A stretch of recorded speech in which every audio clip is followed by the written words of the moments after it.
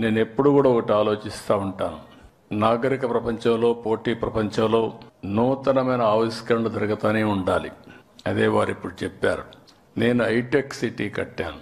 Hitech city పక్కన మీరు చూస్తే ఏదైతే ఒక మంచి గ్రామీణ వాతావరణం ఉట్టిపడే విధంగా పక్కనే పేరు కూడా దానికి పెట్టాను. వీరికి ఇచ్చింది అవధాని కేంద్రం. ఇంకొక పక్కన ఆయన పక్కనే అన్నమయ్య కళాక్షేత్రం కోసం అక్కడ ఇచ్చాం.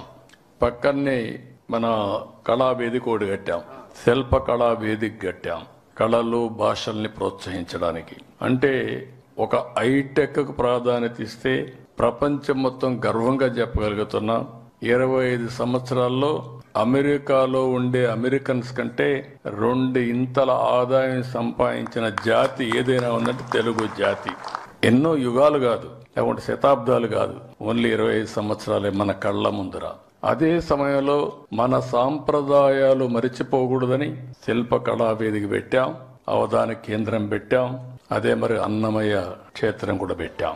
ఇవన్నీ ఎందుకు గుర్తు చేస్తున్నానంటే చరిత్రను మర్చిపోతే మన వల్ల మనమే మర్చిపోతాం. నాగరికతను గాని, మన సాంప్రదాయాలు గాని, సంస్కృతిని మర్చిపోతే మన ఉనికినే కోల్పోతామని చెప్పి కూడా నేను మీకు తెలియజేస్తున్నాను.